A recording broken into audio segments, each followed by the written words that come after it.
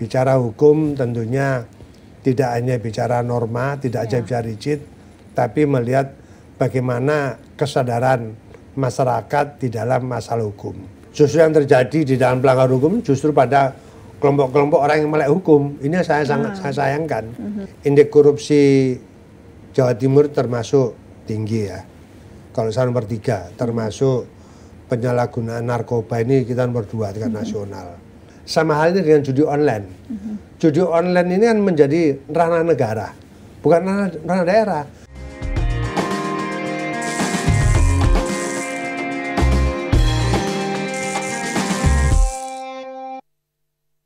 Assalamualaikum dulur-dulur Jawa Timur, ketemu lagi nih dalam acara spesial kita, apalagi kalau bukan Jatim Channel Podcast DPRD Provinsi Jawa Timur.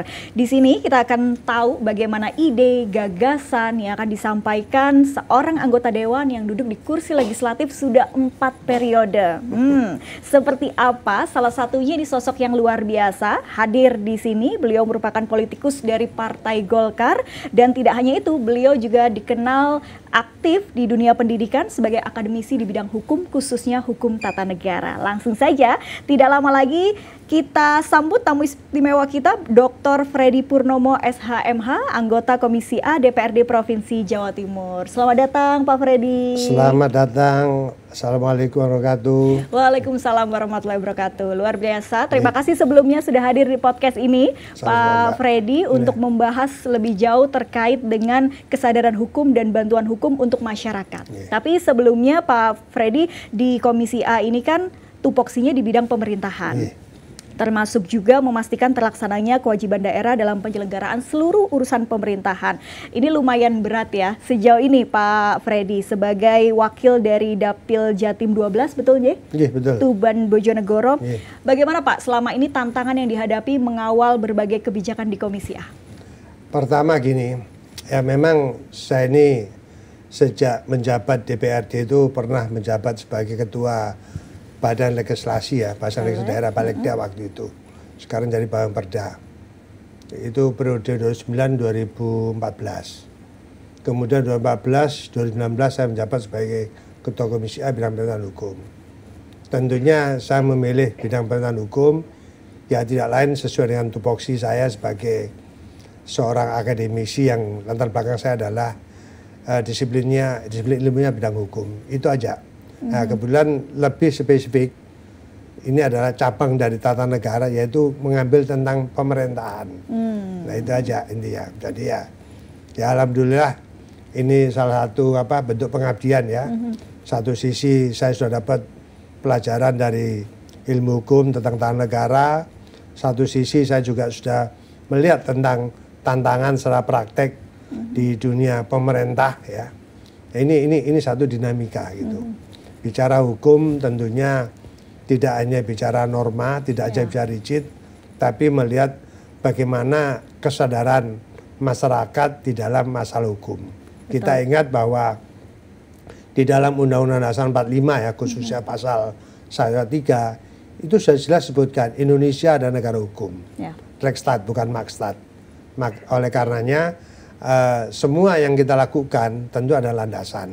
Nah, kita tidak bisa melakukan satu tindakan yang sewenang-wenang ya tanpa ada satu dasar hukum.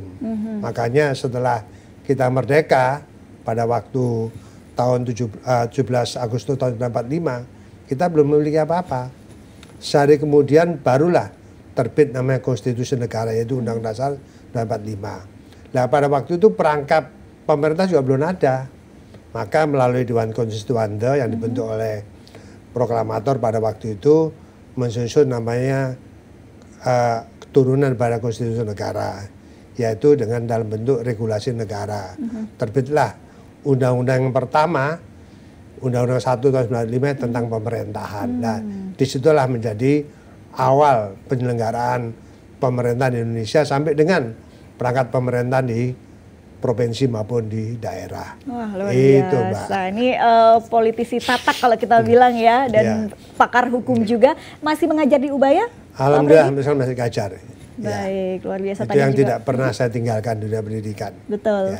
Jadi sambil memberikan ilmu juga ya Pak, khususnya terkait dengan hukum. Tadi juga kita dijelaskan bagaimana sejarahnya supaya kita juga tahu bagaimana dasar hukum kita.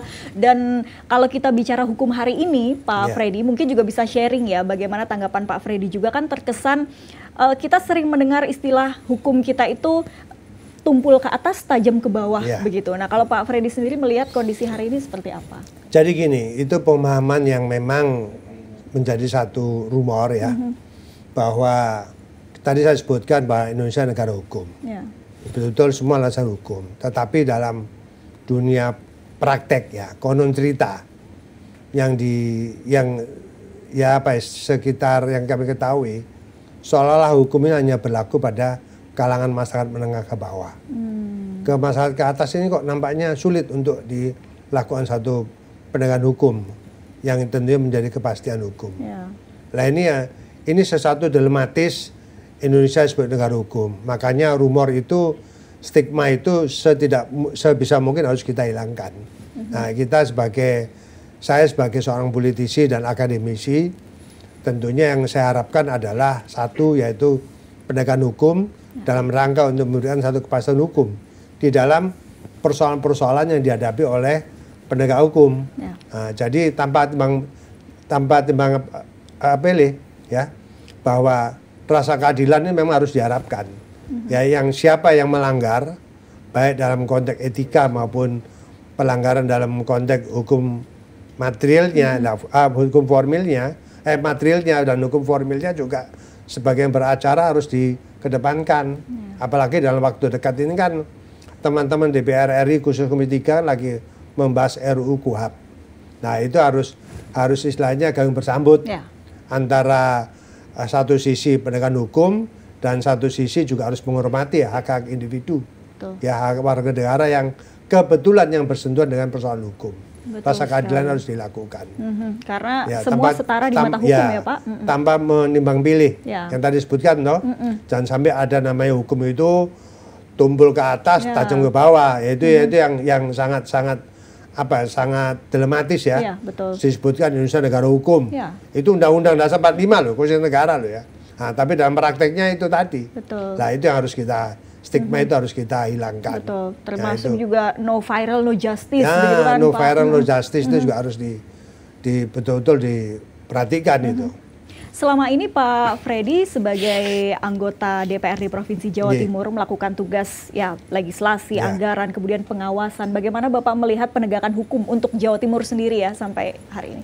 Jadi gini, satu sisi saya sangat apresiasi ya. Memang sudah banyak dilakukan penegakan hukum oleh aparat penegak hukum. Saya melihat memang. Tapi dan satu sisi yang kita lihat juga kemarin kejadian Ronald Tanu ya, yang itu sangat memalukan ya, mencoret nama hukum di Indonesia khususnya Jawa Timur, itu kan tidak menerima rasa keadilan.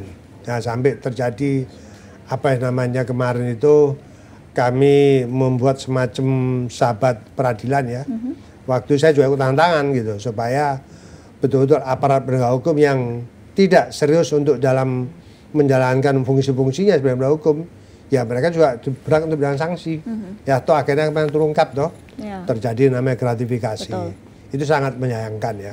Nah, oleh karenanya salah satu dampak daripada indeks demokrasi ini juga salah satunya adalah urusan penegak hukum di setiap provinsi ya. Walaupun bicara masalah peradilan ini adalah urusan absolut. Kewenangan pemerintah pusat yang ada di daerah. Bukan menjadi ranah pemerintah daerah, tetapi lokus deliktinya atau lokus peristiwanya ada di provinsi, ya konsekuensi dampak negatifnya juga mengena ke daerah atau provinsi yang bersangkutan. Nah, ini juga salah satu faktor yang menimbulkan indeks demokrasi kita juga akan menjadi ya istilahnya menjadi sesuatu yang tidak positif kan gitu. Betul. Jadi upaya penegakan hukumnya termasuk tadi Pak Freddy mengatakan bahwa ya salah satu faktor indeks demokrasi kita bisa meningkat ya penegakan hukumnya, bahwa kepastian hukum itu harus ada. Tapi kembali lagi bahwa kalau di survei-survei Pak Freddy ini kan penegak hukum kita ini kalau di survei tingkat kepercayaan masyarakat itu agak sedikit lebih rendah begitu, termasuk juga anggota DPR. Nah, kalau Pak Freddy sendiri melihat bahkan juga kasus-kasus hukum termasuk korupsi ini juga banyak dilakukan oleh anggota DPR. Nah, oknum ya istilahnya oknum, gitu ya. Ini bagaimana Pak Freddy melihatnya? Itu yang kadang-kadang sangat dilematis ya. Saya pun sebagai salah satu bagian daripada institusi DPR ya itu sangat memprihatinkan ya. Jadi fungsi pengawasan, fungsi kontrol publik kepada kinerja DPR itu harusnya melekat. Oleh karenanya di DPR itu tidak kurang-kurang sudah ada namanya peraturan perundang-undangan, ada namanya etika, ada namanya tatip DPRD.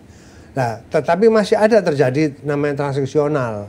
Nah, itu sangat memalukan. Oleh karenanya saya sangat sependapat sesuai dengan semangat reformasi, salah satunya adalah urusan KKN, korupsi, kolusi, nepotisme. Oleh karenanya saya berharap urusan apa yang terjadi di institusi kami, ya tidak usah ragu. Kalau memang itu ada satu perbuatan yang melanggar hukum, tentu melanggar etika, ya penegakan hukum harus dilaksanakan semaksimal mungkin. Nah, intinya itu. Lah, apalagi kejadian ini kan belum selesai di Jawa Timur. Ya intinya saya prihatin ya. Saya yakin banyak teman-teman saya masih mempunyai kinerja yang baik, tetapi hanya dicoreng oleh oknum tertentu. Oleh karena saya juga berharap kepada APA, penegak hukum, hendaknya segera dituntaskan urusan-urusan masalah korupsi atau gratifikasi yang terjadi di institusi DPRD maupun di pemerintah provinsi. Ini dalam rangka untuk memberikan kepastian hukum, supaya tidak image publik jangan sampai terus negatif terus. Karena DPR pemerintah ini kan juga sebagai satu lembaga pemerintahan yang dibentuk oleh negara di daerah. Nah ini yang saya agak perhatian. Oleh karenanya saya katakan bahwa urusan hal yang sifatnya tergolong extraordinary crime ya, korupsi kan termasuk perbuatan kejahatan yang besar. Ini jangan sudah terulang lagi lah. Makanya saya tidak bisa istilahnya berburuk sangka pada mereka ya, tetapi toh masih ini terjadi. Dan ini bukan pada periode sekarang. Periode sebelumnya sudah terjadi P2SEM ya. Terus toh konon cerita pelakunya juga itu juga. Terus peristiwa kemarin 2022 Desember, akhir Desember, toh pelakunya itu juga. Makanya ini harus segera dituntaskan. Gitu. Oke. Baik. Silakan Pak Freddy, monggo bisa diminum terlebih dahulu. Jadi memang sebetulnya cukup kompleks begitu ya Pak, dengan berbagai permasalahan kaitannya dengan hukum, kemudian dengan tema kita kesadaran hukum. Ini kan kalau asumsinya orang kesadaran hukum adalah ya kita sadar akan aturan hukum, kita mentaati, tidak melanggar begitu ya. Tapi sebetulnya kesadaran hukum yang idealnya atau yang memang diharapkan dan seharusnya dilakukan itu seperti apa sih Pak Freddy? Jadi di awal tadi saya sebutkan ya bahwa Indonesia negara hukum. Oleh karenanya kita harus menghormati norma-norma hukum, etika, ya. Nah, itu harus disadari. Kita orang beragama pun kita taat pada ajaran agama kita sendiri. Saya sebagai orang Muslim, saya taat pada namanya ajaran Muslim, toh Quran dan hadis itu selalu pegang. Makanya di dalam satu negara juga mengatur tentang masalah aturan konstitusi. Nah ini sebagai orang tahu nggak tahu, mereka harus betul-betul menghormati namanya penegakan hukum. Nah persoalan sekarang ini justru yang terjadi di dalam pelanggaran hukum justru pada kelompok-kelompok orang yang melek hukum. Ini saya sangat sayangkan. Nah, kalau di masyarakat yang memang dia tergolong memang tidak paham ya memang siapa sih sekarang yang memperbolehkan seseorang berbuat jahat? Ya agama apapun juga saya kira itu melarang. Ya oleh karenanya kita harus mentaati. Ya kita sebagai warga negara kita harus menaati namanya konstitusi negara. Kita sebagai seorang beragama kita harus menghormati namanya aturan-aturan yang ada di agama masing-masing. Saya kira itu yang penting. Terus yang berikutnya memang di dalam konstitusi kita sudah jelas ada perlindungan hukum ya, istilahnya hak-hak esensi sebagai warga negara yang menghadapi persoalan hukum itu tidak boleh diintimidasi. Itu diatur di dalam konstitusi kita, yaitu tentang hak-hak asasi manusia. Terus kemudian semua manusia ini punya kedudukan yang sama dalam hukum, equality before the law ya. Jadi tidak ada perbedaan, bah kamu pejabat, masyarakat kecil atau mungkin DPR, tidak ada yang kebal hukum. Makanya saya katakan kita harus hati-hati. Yang paling penting adalah budaya malu. Ya, budaya malu kenapa? Ya, kalau ada sesuatu yang memang itu tidak pantas dilakukan, ya jangan dilakukan. Makanya saya ini tidak kurang-kurang untuk menyampaikan, apalagi saya sebagai seorang praktisi dan akademisi ya, itu tanggung jawab moral yang harus saya betul-betul jaga dan saya berikan secara positif kepada publik, khususnya pada kalangan akademis dan mahasiswa. Nah ini dalam rangka, oleh karenanya pemerintah dalam hari ini juga Kementerian Hukum ya, kalau dulu ada Hukum dan HAM toh, dia juga memberikan semacam edukasi. Jadi sekarang di desa itu ada namanya program paralegal.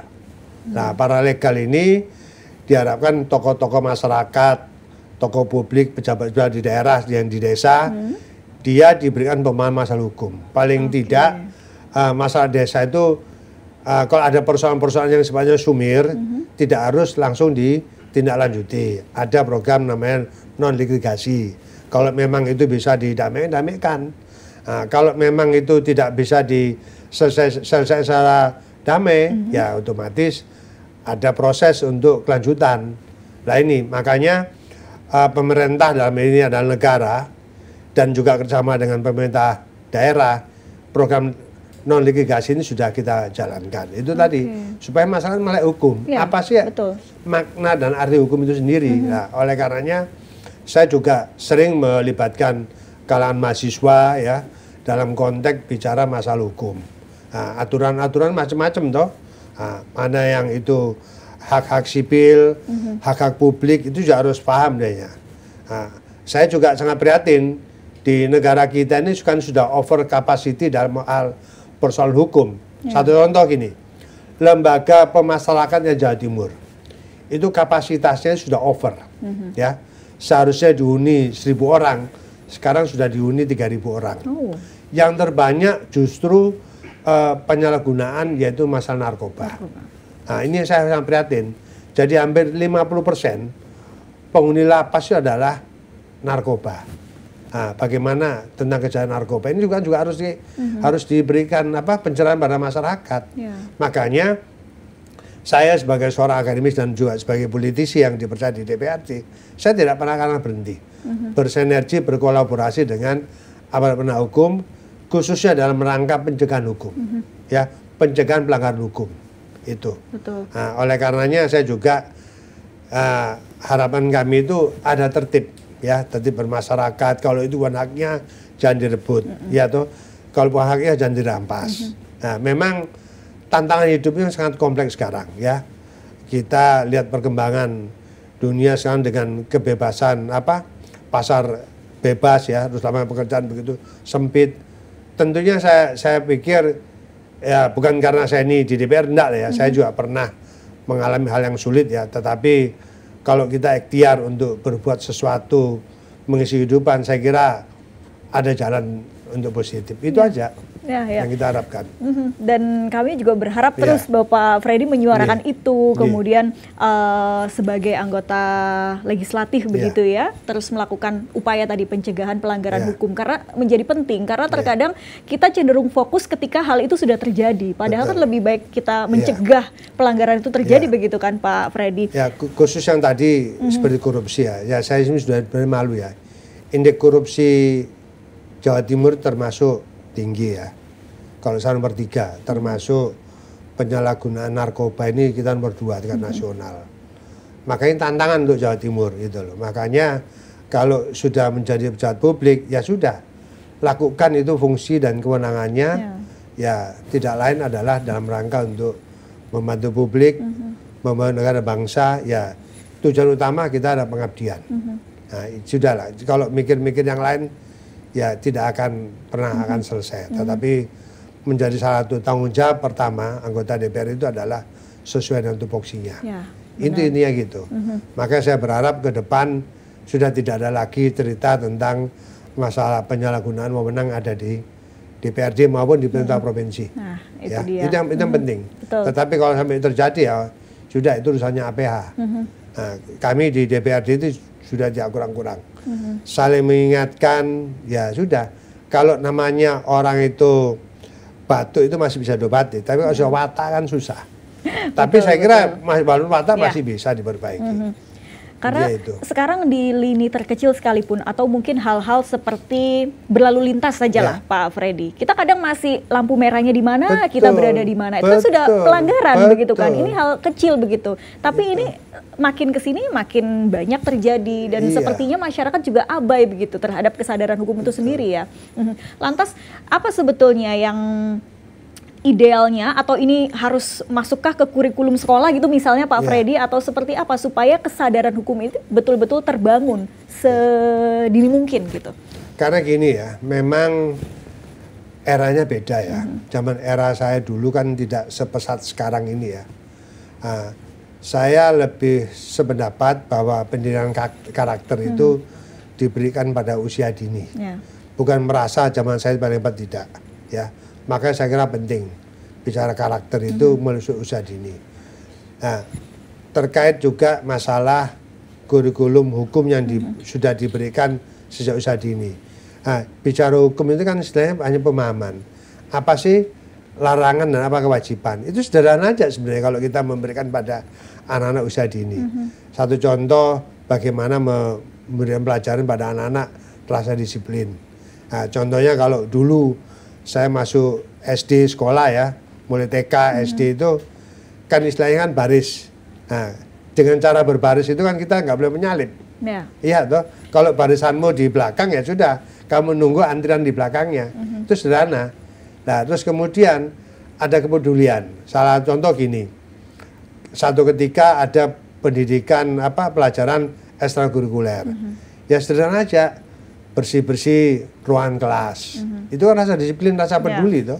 Nah, itu yang dari cara gitu aja insya Allah ini akan menggugah mereka-mereka yang sekarang. Memang susah sekarang ini. Saya pun juga istilahnya stres menghadapi manusia-manusia sekarang. Bukan saya menyalahkan mereka, enggak. Aturan sudah jelas ya, sudah jelas kalau di lalu lintas. Cuma saya hanya memang pernah berdiskusi kepada gubernur pada waktu Pak Dekarwo. Nah, sebenarnya untuk kendaraan roda 2 ini sudah saatnya harus dibatasi. Nah, yang harus dikembangkan fasilitas umum, dan saya bersyukur sekarang Pemkot Kota Surabaya sudah memikirkan fasilitas umum ya, mulai ada bis angkutan massa. Ini paling tidak sudah mengurangi kendaraan roda 2. Terus pemerintah provinsi juga sudah memberikan fasilitas trans antar kota. Ini juga salah satunya. Nah, mobilisasi kendaraan umum ini sebenarnya untuk membantu bagaimana mencegah arus padatnya yang ada di jalan raya. Itu sebenarnya pikiran. Ya memang perlu energi yang cukup kuat, cukup besar. Betul. Nah, saya kira ini tantangan juga yang harus kita hadapi. Tantangan. Jadi itu yang saya lihat kepada kewajiban pemerintah istilahnya gitu. Betul. Terutama masalah hukum sekarang banyak ya Pak. Bermacam-macam. Kemudian kita masuk ke bantuan hukum untuk masyarakat miskin khususnya, Pak Freddy. Apakah ada perda khusus untuk wilayah Jawa Timur sendiri yang dibuat terkait dengan bantuan hukum untuk masyarakat miskin? Ini kan memang sudah diatur oleh undang-undang juga ya, Pak Freddy, terkait equality before the law tadi. Masyarakat juga harus diberikan akses yang sama, yang setara. Walaupun itu masyarakat miskin, tapi untuk perda sendiri bantuan hukum untuk masyarakat miskin, Pak Freddy? Jadi gini, memang ini yang sudah diatur dalam Undang-Undang nomor 16 tahun 2011 ya, tentang bantuan hukum ya. Salah satunya itu ini menjadi tanggung jawab negara. Nah, sekarang bagaimana yang ada di daerah provinsi? Nah, di provinsi Jawa Timur, negara kan juga punya keterbatasan. Oleh karenanya, Jawa Timur juga memberikan fasilitas tentang bantuan hukum untuk masalah tidak mampu ya. Dulu ada Perda 9 tahun 2012 ya, kemudian diperbaiki dengan Perda nomor 3 tahun 2015. Dan sudah ada pergubnya juga, Pergub nomor 34 tahun 2021 kalau salah. Nah, itu salah satu memberi fasilitas. Jadi fasilitas diberikan oleh pemerintah provinsi dalam rangka ada namanya non litigasi, ada namanya litigasi. Nah, kalau non litigasi ini dalam rangka pencegahan. Misalkan ada persoalan hukum yang menimbulkan sebab akibat yang dilakukan oleh seseorang yang berdampak pada hukum, tentunya menjadi satu persoalan hukum. Nah, ini ada kewajiban pendampingan hukum, pendampingan dari advokat ya. Nah, makanya pemerintah provinsi juga memfasilitasi melalui Perda 33 tahun 2015 ini. Nah, itu sudah kami lakukan ya. Nah, tentunya apa yang sudah diberikan oleh pemerintah provinsi ini juga koordinasi dengan kantor wilayah hukum setempat supaya tidak menjadi double bantuan. Nah, itu yang kami sampaikan. Nah, yang kita berikan ini bukan kepada personal yang melanggar hukum, tetapi lembaga, institusi bantu hukum yang sudah terakreditasi, baik di kantor Kementerian Hukum maupun di Biro Hukum Pemerintah Provinsi. Nah, ini yang sifatnya dalam bentuk likuidasi kalau itu sudah menjadi proses penegakan hukum. Tapi kalau itu sifatnya belum sampai penegakan hukum, masih dalam hal masalah bisa dimediasi, itu namanya non litigasi ya. Nah, itu juga dilakukan oleh lembaga bantuan hukum. Ya, itu tentunya teman-teman advokat yang tergabung dalam institusi penegakan hukum, institusi bantuan hukum. Itu ada. Jadi pemerintah provinsi bekerja sama dengan LBH, kemudian tapi bagaimana kemudian masyarakat mengakses LBH itu, Pak Freddy? Kan biasanya masyarakat atau masyarakat miskin ini awam sekali terkait dengan hukum. Mereka tidak tahu harus kemana mencari bantuan hukum ke LBH itu. Mungkin bisa jadi LBH itu apa, mereka tidak paham. Nah, ini mereka harus apa dan bagaimana gitu? Jadi gini, itu bisa diawali dengan proses awal ya. Dalam konteks ada pengaduan yang tentunya ini berdampak pada tahapan awal penyelidikan. Nah, dalam konteks penyelidikan kan sudah harus ada pendampingan oleh lembaga bantuan hukum. Nah, dari situ pihak penyelidik ya dalam hal ini mungkin pihak kepolisian atau kejaksaan itu bisa menawarkan. Panjenengan tidak minta pendampingan hukum gitu. Bahasa saya nggak ngerti, nggak paham. Nah, dari situ dikomunikasikan oleh lembaga-lembaga hukum terkait. Nah, barulah nanti setelah ini disepakati oleh pelaku, barulah mereka nanti mendaftarkan kepada Kanwil Kementerian Hukum yang di daerah atau ke Biro Hukum. Nah, kalau sudah disetujui, baru kami nanti akan memberikan semacam bantuan operasional kepada lembaga bantuan hukum, bukan pada personalnya gitu. Nah, tetapi kalau persoalan itu katakan ya ini persoalan yang sifatnya sumir, tidak harus ada tindak lanjut. Nah, itu namanya non litigasi ya. Itu juga nanti ada semacam perdamaian gitu. Nah, perdamaian yang sifatnya ini diketahui oleh pihak penyelidik dan juga oleh pihak pendamping gitu. Nah, asalkan kedua belah pihak sepakat dia akan damai di dalam persoalan-persoalan hukum yang terjadi di antara kedua belah pihak. Gitu. Nah, samping itu juga program-program non litigasi ini bukan hanya menangani persoalan hukum, ada juga yang ditugaskan kepada lembaga bantuan hukum dalam rangka untuk terlibat dalam mensosialisasikan apa sih namanya negara hukum itu. Nah, termasuk dalam program paralegal ya. Paralegal ini kan juga yang dilakukan oleh misalkan lembaga pemerintahan desa ya. Nah, tentunya kan tidak semua di desa itu memiliki orang yang punya background sarjana hukum. Nah, bisa melibatkan institusi pendidikan, ya institusi pendidikan di bawah naungan perguruan tinggi yang terkait, terus juga kepada lembaga bantuan hukum yang terkait. Nah, ini ada satu semacam penyuluhan hukum ya dalam konteks pencegahan. Misalkan ada indikasi satu desa misalkan, kok pelanggarannya cukup tinggi ya, atau pelanggarannya ada tren untuk naik gitu. Nah, ini untuk mengantisipasi bisa juga dari kalangan akademisi yang punya fakultas hukum dan juga lembaga bantuan hukum ini memberikan semacam pencerahan atau semacam penyuluhan. Apa sih konsekuensinya kita bicara hukum? Mulai dari berperkara, perbuatan dan juga pencegahan sampai dengan penindakan. Itu konsekuensi yang disampaikan supaya supaya mereka itu intinya tidak semudah itu ya atau segegabah itu untuk melakukan satu pelanggaran hukum. Nah, contohnya dalam konteks KDRT itu kan juga satu kejadian juga toh, KDRT gitu. Nah, tapi kalau mereka bisa dilakukan program non litigasi antara kedua belia, antara suami dan istri misalkan, damai sudah, ada pernyataan diketahui oleh aparat setempat dan juga oleh lembaga hukum yang mendampingi. Itu jadi sifatnya pencegahan.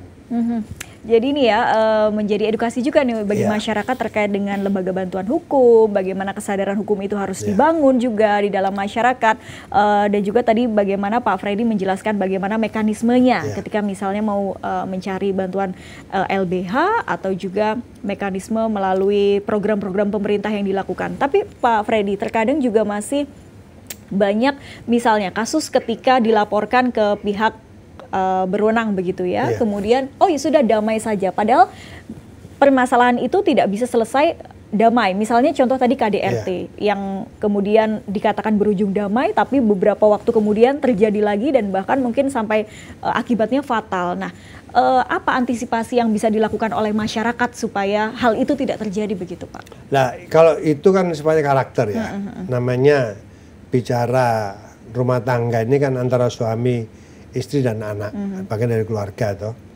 Nah, kalau itu memang terulang lagi, ya sudah pasti ada proses penegakan hukum karena ini kan sudah tidak mungkin didamaikan lagi. Tapi paling tidak ada edukasi moral, ya edukasi moral bahwa kekerasan memang itu perbuatan yang memang melanggar hukum.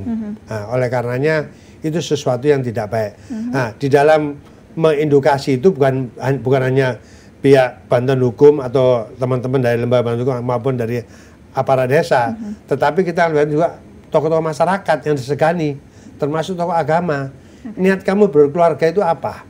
Ya biasanya problem KDRT banyak hal ya, masalah ekonomi, sosial ekonomi, dan juga mungkin ada salah pihak melakukan satu perselingkuhan, bisa terjadi toh. Nah, kalau kedua belah pihak itu saling menyadari lah tentunya tidak harus dilepas itu aja, ada faktor pengawasan. Nah, edukasi itu tetap kita berikan. Tapi kalau sudah namanya watak, ya wawalam saya bilang. Nah, kalau watuk masih bisa diobati kan gitu. Kalau watak agak susah ya, susah, Pak. Gitu. Baik, tapi kembali lagi terkait tadi Perda 15 2015 ya? Perda 5 tahun 2015. Perda 5 tahun 2019. Oke. Artinya itu masih ini ya relevan sampai sekarang atau masih. ada rancangan raperda baru lagi terkait dengan hukum atau perlindungan hukum yang sedang dirancang di Komisi apa? Jadi perda ini awalnya memang Perda 9 tahun 2012. Waktu itu saya masih ketua Badan Legislasi ya. Terus dirubah dengan Perda 3 tahun 2015. Nah, itu salah satu melengkapi apa yang menjadi peraturan pemerintah nomor 42 tahun 2012 tentang syarat dan tata cara pemberian bantuan hukum. Gitu. Sampai sekarang perda itu masih berlaku. Dan masih layak untuk diberlakukan karena regulasi yang di atasnya kan belum berubah. Ya, termasuk undang-undang tentang bantuan hukum juga belum berubah. Nah, kalau memang ada perubahan yang sangat signifikan ya kami menyesuaikan. Karena regulasi daerah kan tidak boleh bertolak belakang dengan aturan lebih tinggi gitu. Tapi melihat kondisi hari ini tadi juga Pak Freddy mengatakan kita kasus narkoba nomor 2 nasional. Kemudian juga sekarang ada soal korupsi, judi online. Ini juga menjadi problem gitu ya dengan Jawa Timur ini kan masyarakatnya nomor 2 terbesar begitu. Apakah kemudian dari DPRD Provinsi Jawa Timur sendiri ada rencana atau juga sekarang sedang menyusun raperda mungkin Pak masih terkait dengan hukum ini ya dan juga perlindungan hukum atau masih dirasa masih relevan saja nomor 3 tahun 2015 ini? Jadi gini, jadi kalau bicara masa berlaku hukum ini kan ranahnya negara. Lah daerah itu hanya bisa pencegahan, makanya seperti terkait narkoba kami tidak bisa ambil tindakan. Nah, dan pencegahan dan penanganan narkoba bukan semata-mata tanggung jawab Polri dan BNN, tapi tanggung jawab kita bersama. Nah, dalam konteks penegakan hukum, memang itu ranahnya Polri dan ranah BNN. Nah, kita lebih masuk ke masalah pencegahan. sama halnya dengan judi online. Judi online ini kan menjadi ranah negara, bukan ranah daerah. Nah, tetapi bagaimana kita mengedukasi dalam konteks untuk pencegahan. Nah, kita sudah menyiapkan ini juga, menyiapkan terkait masalah Raperda untuk pencegahan penanggulangan masalah judi online sama apa? Pinjol ya? Pinjol. Ya, pinjaman online ya. Dan ini sudah banyak korbannya sekarang. Betul. Apalagi saya kemarin mendengar di Rumah Sakit Jiwa Menur itu sudah ada beberapa termasuk anak-anak yang korban daripada judi online. Kan sangat memprihatinkan tuh. Ya. Nah, karena begitu mudahnya akses melalui apa? Alat elektronik ya, gadget ini, nah, mereka terjebak. Akhirnya ya mau nggak mau mereka dilakukan satu apa langkah-langkah penindakan yang ya istilahnya kalau sudah orang terikat dalam satu ikatan ya mau pasti akan terjerat toh. Yeah. Nah, untuk itu kita juga melalui Koninfo itu juga bagaimana untuk mengantisipasi supaya apa ya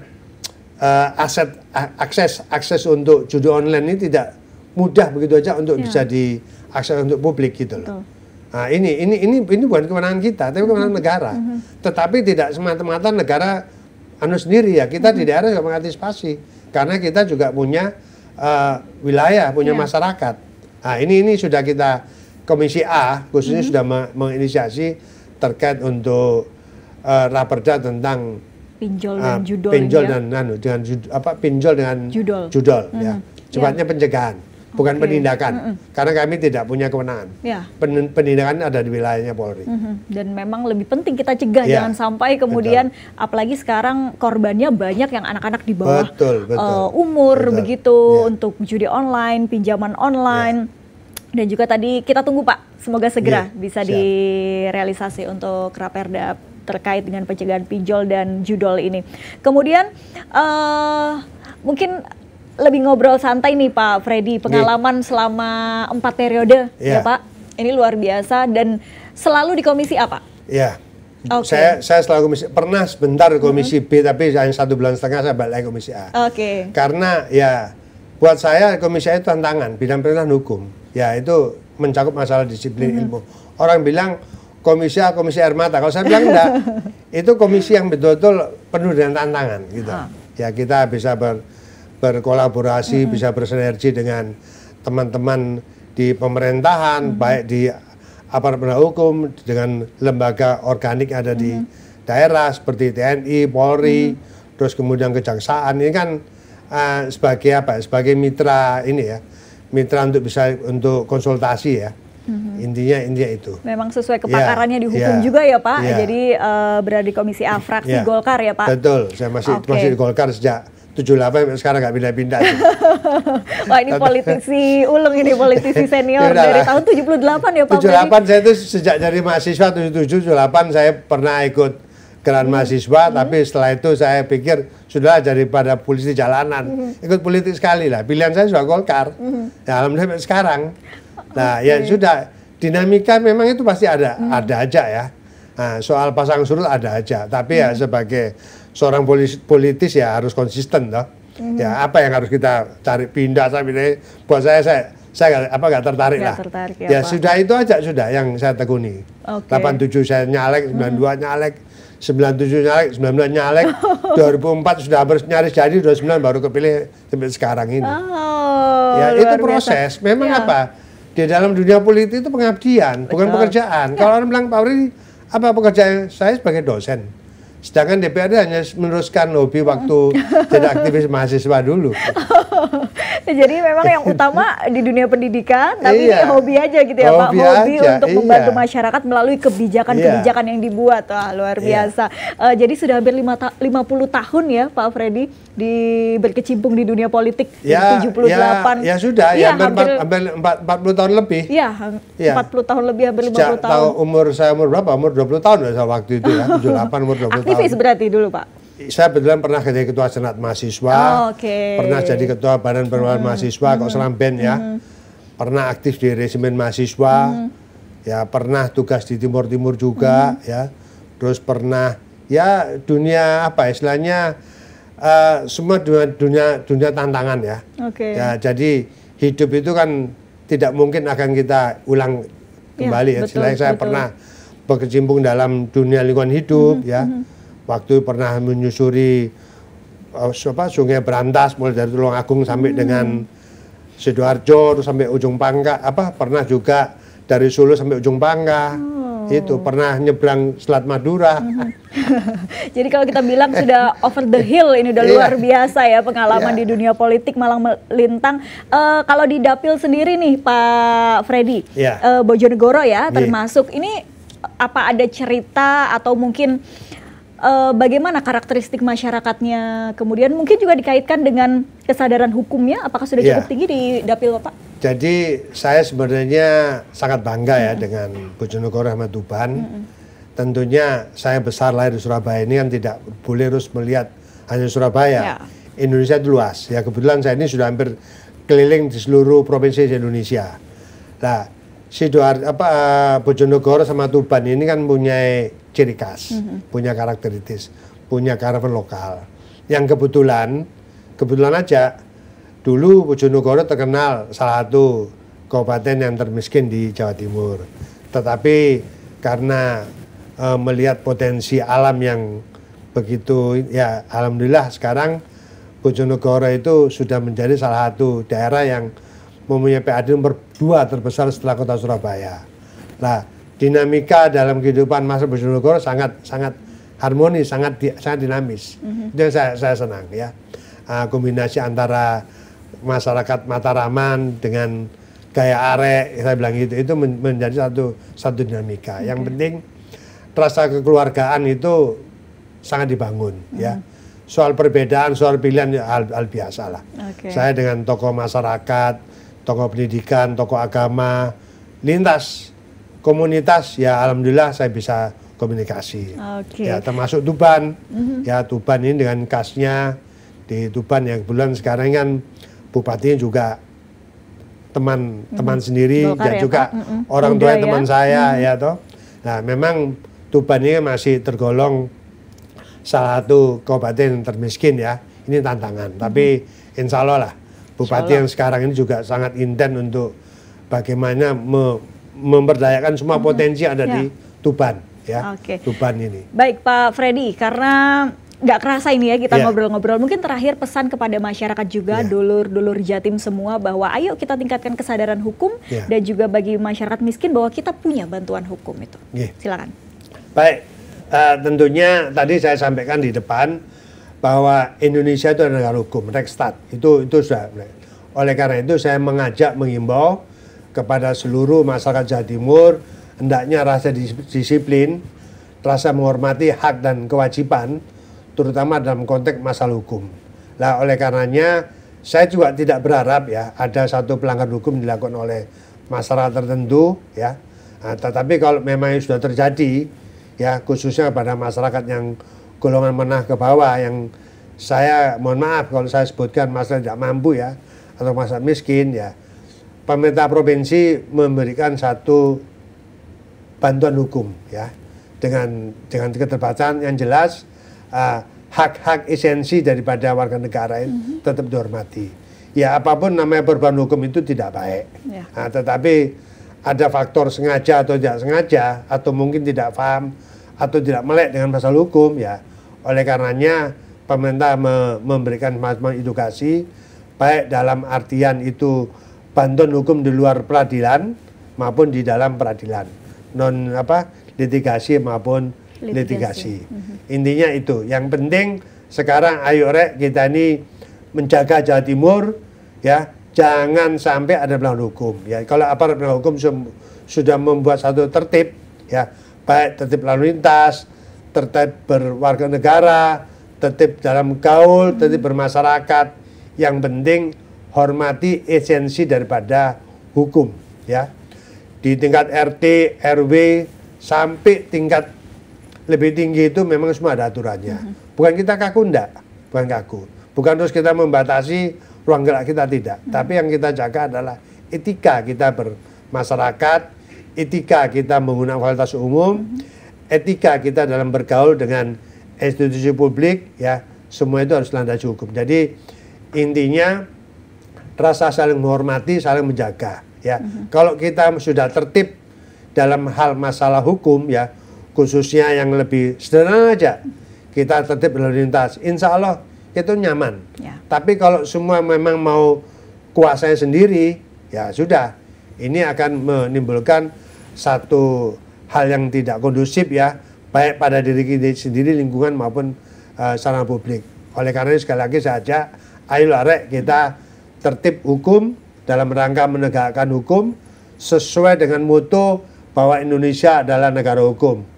Itu yang saya harapkan. Baik, terima kasih banyak Pak Freddy Purnomo, anggota Komisi A DPRD Provinsi Jawa Timur dari fraksi Golkar, sudah berbincang banyak soal kesadaran hukum dan bantuan hukum bagi masyarakat juga. Dan untuk masyarakat dulur-dulur Jawa Timur semua, terima kasih ya sudah menyaksikan Jatim Channel DPRD Provinsi Jawa Timur. Saya Silka Suarizona, wassalamualaikum warahmatullahi wabarakatuh. Waalaikumsalam warahmatullahi wabarakatuh.